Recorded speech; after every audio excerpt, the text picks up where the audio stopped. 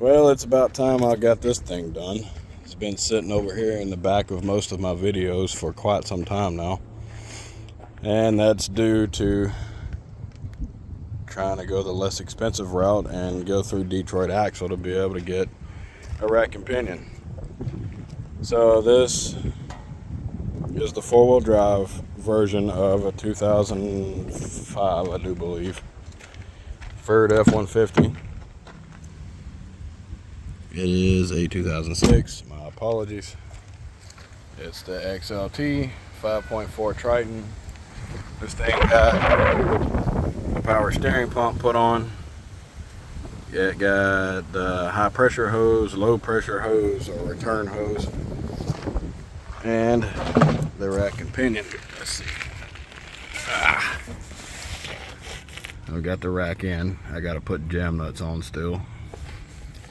But I'm trying to get the alignment pretty close to center. So here we go. If you have the F-150, this bolt and the bolt on the opposite side, the measurement is 17.5 inches.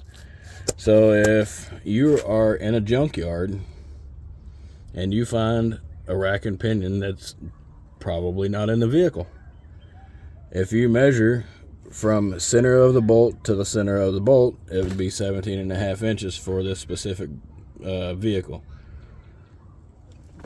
That's the main issue that I was running into with all the other ones. They were obviously two-wheel drive, so the measurement between the two were 16.5 inches instead of 17.5 inches. So these brackets that are on the rack, you can see here on the side, right here, they end up hitting the side of this and won't go in.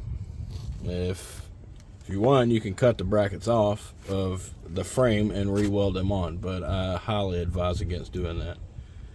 You'll never be able to get it as strong unless you have it completely torn down to where you got full access to the front of it and burn it in super hot. Anyways, this one's in for the most part.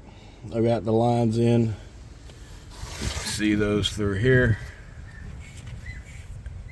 This line here is the high pressure. The one on the bottom is low pressure. This is a big port. This is a small port. That bolt is a 10 millimeter with M8 threads.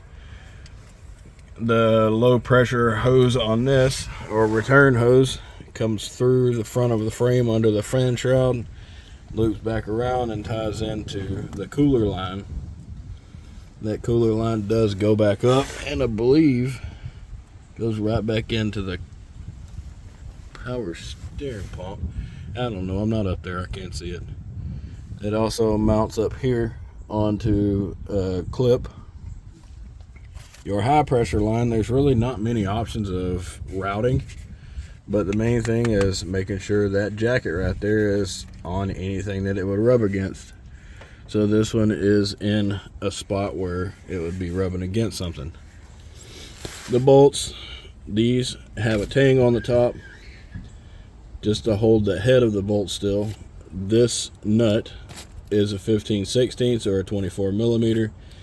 These that go through this bracket here are 18 millimeter, and they're fairly long bolts, and it's kind of hard to get them mixed up because the other bolts here won't go through this bracket. Let me see here, what am I forgetting, if anything? Make sure to put some grease on the inside of these when installing them. Make sure you get a Zert fitting for it. These are thread ends, so it would be best to have 90-degree fittings. That way you don't have to worry about fitting your grease gun in this little small hole here, because there's not a lot of room there. This thing, as you can tell, is super rusty. I did spray some treatment on the back section back there on the frame, but I have to spray some vapor rust all over it to be able to get it cleaned up nice and neat. When putting this rack and pinion in, you want to try to find center. So you want to count full lock one direction, full lock the other direction, or count all the locks and then divide it by 2. and then that should be close to center.